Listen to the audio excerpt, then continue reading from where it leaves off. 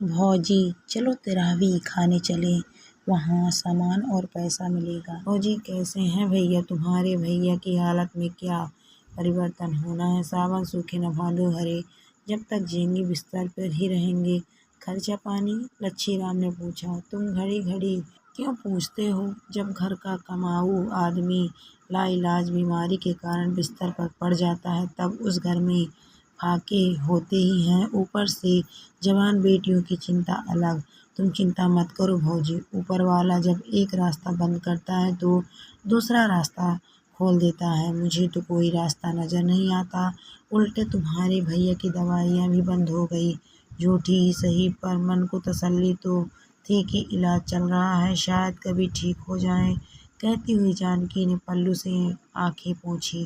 धैर्य रखो भौजी, मुझसे तुम्हारी यह हालत देखी नहीं जाती। बुरा न मानो तो एक बात कहूँ? जानकी ने कौतूहल से लच्छी की ओर देखा। ऐसी कौन सी बात कहना चाहता है जो बुरी लगे?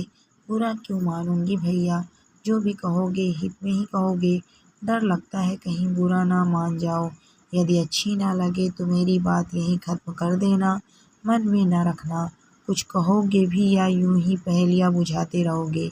विश्वास पूर्वक कहती हूँ कि तुम्हारी किसी बात का बुरा नहीं मानूंगी। भौजी तुम तिरावी पर किसी के घर दावत खाने जा सकती हो।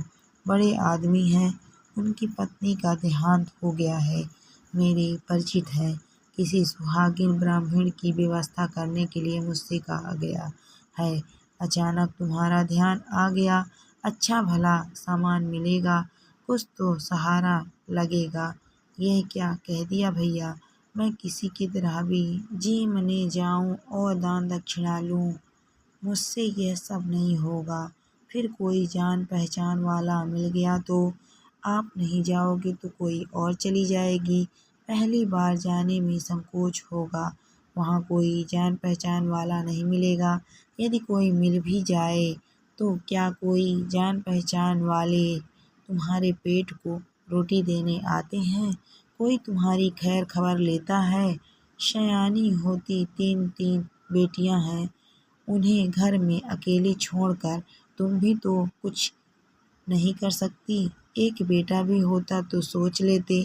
यह तो तुम ठीक कह रहे हो भैया, पर मुझे बड़ा संकोच हो रहा है। संकोच को छोड़ो भौजी, वहाँ तुम किसी की तरफ मत देखना, माथे तक घूंघट कर लेना। वे अपने रीति रिवाज अपनी तरह से करते रहें, बस तुम चुपचाप देखती रहना, लच्छी ने समझाया। तुम तो वहीं रहोगे ना? जानकी ने हिम्मत की। मेरे रहने ना रहने से तुम्हें क्या फर्क पड़ेगा? तुम रहोगे तो थोड़ी हिम्मत बनी रहेगी। जानकी ने किसी मासूम बच्चे की तरह लच्छी का दामन थामना चाहा। भाभी रहूंगा तो वहीं पर इतना बड़ा ब्रह्मभोज है, पता नहीं लाला जी कौन सा काम सौंप दे। हाँ यह तो तुम ठीक कहते हो, पर घर तक तो तुम छोड़ोगे ना? इन लड़कियों से क्या कहूँ कि कल कहाँ जाऊंगी? जानकी ने फिर सवाल उछाला। क्या हो गया है भौजी, इतना डर क्यों रही हो? क्या कभी कहीं दावत खाने नहीं गई? कुछ भी कह देना बच्चों से, घंटे भर की तो बात है। सोचना किसी संबंधी के यहाँ जा रहे हैं, बस जरा कपड़े ढंग के पहन लेना, समय पर लेने आ जाऊंगा। तो बात पक्की समझूं? अब तुमने भैया ना की गुंजाइश कहाँ छोड़ी है। अगले दिन तक जानकी संकोच और आशंका से घिरी रही। किसी भी काम में मन नहीं लगा, नींद भी ठीक से नहीं आई। बार बार मन हुआ कि मना कर दे, मृतका की जगह उसे बिठाकर पाठ पूजा करेंगे और कुछ सामान देकर हमेशा के लिए विदा कर देंगे। क्या वहाँ से मिले सामान को संभाल पाएगी? क्या वह सामान उसे मृतिका की याद नहीं दिलाएगा? लेकिन मृतिका को तो उसने कभी देखा ही नहीं है। फिर मन में तर्क उठा कि उसके ना जाने से उन्हें क्या फर्क पड़ेगा, वह किसी और को बुला लेंगे। निश्चिंत समय पर आकर लच्छी जानकी को अपने साथ ले गया। इतनी बड़ी कोठी, कोठी के बाहर चमचमाती गाड़ियों की लाइन और गाड़ियों से उतरते बड़े बड़े लोगों को देखकर जानकी का संकोच और भी बढ़ गया। लच्छी ने समय की नजाकत को समझा और जानकी के कान में फुसफुसाया, इधर उधर मत देखो भौजी, वरना जी घबराता रहेगा। तभी लच्छी की नजर लाला जी पर पड़ी। लच्छी ने हाथ जोड़कर कहा, पंडिताइन जी आ गई लाला जी। लाला जी ने अपने पास खड़े पुत्र को इशारा किया। वह ससम्मान जानकी को अंदर तक ले गया। अंदर आरष्ट का हवन अभी अभी संपन्न हुआ था और ब्राह्मण भोज की व्यवस्था चल रही थी। बहुओं ने जानकी को चौकी पर बिठा दिया। ब्राह्मणों के साथ ही जानकी को नए बर्तनों में खाना परोसा गया, मनुहार करके खिलाया गया। एक बहू झूठी थाली उठा कर ले गई। बर्तन धो धाकर प्लास्टिक की थैली में डाल दिए गए। ब्राह्मण भोजन कर चुके तो जानकी को लोहे के नए फोल्डिंग पलंग पर बिठाया गया। पलंग पर बिस्तर लगा था, रजाई, गद्दा, चादर, 2 तकिए, कंबल, दरी, तौलिया, प्लास्टिक की बाल्टी, जग, साबुन, तेल, शैम्पू, चटाई। एक डिब्बे में 5 कपड़ों सहित साड़ी और कार्डिगन तथा ढेरों सामान रखा था। लाला जी की दोनों बहुओं ने मिलकर जानकी को साड़ी बिछुए और पायल पहनाई, पैरों में महावर लगाया, मांग में सिंदूर डाला, हाथों में मेहंदी रचाई, माथे पर बिंदी लगा, नाखूनों पर नेल पॉलिश लगाई, कलाइयों में नई चूड़ियां पहनाई, मेकअप बॉक्स में साड़ी पिन, क्रीम, पाउडर, कंघा, सीसा, लिपस्टिक आदि रखे थे। सिर पर ऊनी शॉल ओढ़ाया। उनसे पलंग पर बिठाकर बहू बेटे पलंग को उठाकर 5 कदम चले। बड़े बेटे ने गले में सोने की चैन पहनाई, छोटे बेटे ने एक लिफाफे रुपए रखकर दिए। फिर परिवार की जितनी भी बहुएं थी सभी ने 21-21 रुपए जानकी की गोद में रखकर उसके पैर छुए। जानकी सब चुपचाप देखती रही। 10-10 किलो आटा, चावल, दाल, घी, तेल, चीनी और 11 परोसे एक टोकरी में रख सारे सामान के साथ जानकी को एक रिक्शा में बैठाकर विदा कर दिया गया। रिक्शा के पैसे भी लाला जी के नौकर ने दे दिए। रिक्शा जब जानकी के घर के दरवाजे पर रुका तब जानकी की तंद्रा भंग हुई। उसने झट हाथ में पकड़ा रुपयों का लिफाफा और गले में पहने सोने की चैन ब्लाउज में डाल दी। फिर दरवाजा खटखटाया।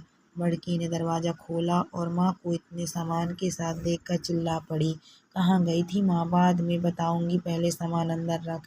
कहाँ? संकोच बस जिस सामान की ओर नजरें नहीं उठ रही थी जानकी अब उस सामान को एक एक कर उठाकर देखने लगी। सोचा इतने दिन निकल गए, घर में गर्म कपड़े नहीं हुए, रजाई गद्दे भी नाम मात्र के बचे थे। चलो सर्दी आराम से कट जाएगी। अम्मा शाल तो मैं लूँगी। बड़की ने माँ के कंधे से शाल उतारी और यह कार्डिगन मैं मझली डिब्बे से कार्डिगन निकालती चहकी, अम्मा तुम्हारी साड़ी तो बहुत सुंदर है, लगता है आज ढेरों दहेज के साथ ससुराल आई हो। पता तो चले कहाँ से हाथ मारा है, क्या कोई लॉटरी निकली है? ओहो, यह पायल, यह बिछुए, आज कहाँ हाथ मारा है? ये नेल पॉलिश आखिर कहाँ गई थी अम्मा? बड़की ने जानकी पर आश्चर्य से नजर डालते हुए पूछा। खाट पर पड़ा पॉलिश का मारा जानकी का पति भी गंग गंग की आवाज निकालने लगा। तुम तो चुपचाप लेटे रहो, सांस लेने दो, अभी सब बताती हूँ, अपने पति से कहती हुई जानकी ने पुकारा। मछली बड़की, पहले सारा सामान अंदर रखो, कोई देख लेगा।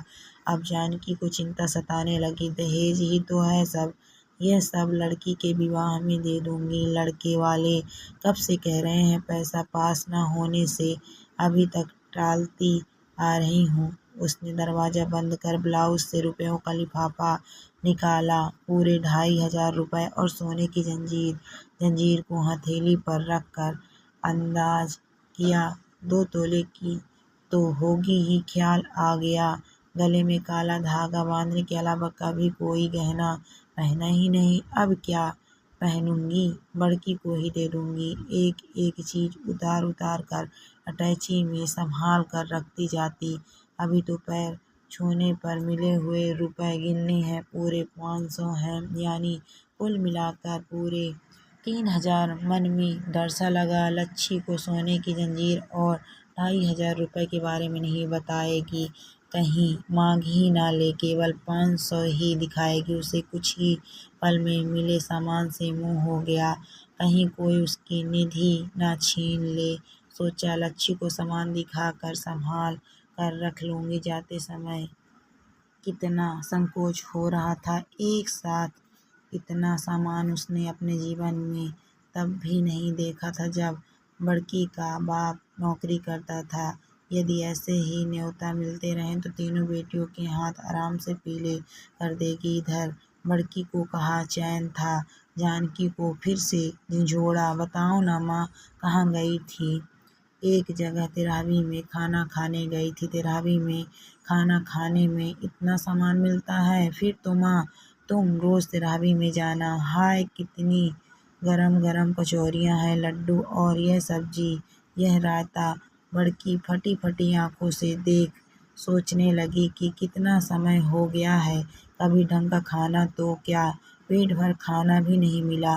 तीनों लड़कियां जल्दी जल्दी चटकारे ले लेकर खाने में लगी। जानकी तृप्ति के भाव से उन्हें देखने लगी, आंखें टपकाने लगी। कई महीने का राशन पानी घर आ गया था, अब कोई भूखा नहीं रहेगा। बड़की के बापू की भी थोड़ी दवा करा लेंगे। मन में सोचा, सौदा बुरा नहीं है। शाम को लच्छी आया। कैसा रहा भौजी? अब तो कोई संकोच नहीं ना? नहीं भैया, तुमने तो जीने की राह बता दी, कहकर जानकी उससे सामान देख लेने का आग्रह करने लगी। भौजी सामान क्या देखूं, मुझे मालूम है क्या क्या मिला है।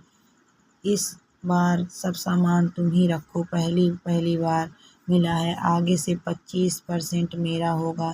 बोलो मंजूर है? लच्छी हंसा। चाचा तुमने तो हम सबकी दावत करा दी, आपकी लंबी उम्र हो और सबको आप जैसे चाचा मिले। बस बस, क्यों इतना मक्खन लगा रही है? बल्कि मैं तो हमेशा तुम लोगों के लिए ही सोचता हूँ, अपने ही अपनों के काम आते हैं। कहते हुए लच्छी ने बड़की के सिर पर हाथ फेरा। तुम्हारी बात क्या टाल सकती हूँ भैया, ठीक ही कहा था तुमने कि ऊपर वाला एक रास्ता बंद करता है तो दूसरा खोल देता है। हम तो तुम्हारे कारण ही जी जाएंगे, फिर भी कुछ तो लेते जाओ भैया। जानकी ने जिद कर थोड़ा सा खाना बांध दिया। लच्छी ने एक कचौड़ी उठाई, मुंह से काटी और दांतों से चबाते हुए जानकी की ओर देखने लगा। तो जानकी बोली, ऐसे क्या देख रहे हो भैया, आज तो खूब जच रही हो भौजी, मन करता है देखता ही रहूं। अब भैया तो तुम्हारी तारीफ करने लायक रहे नहीं, मुझे ही करने दो, सदा सुहागन रहो भौजी। लच्छी ने दांत निपोर दिए। उसके अंदर का भेड़िया करवट लेने लगा।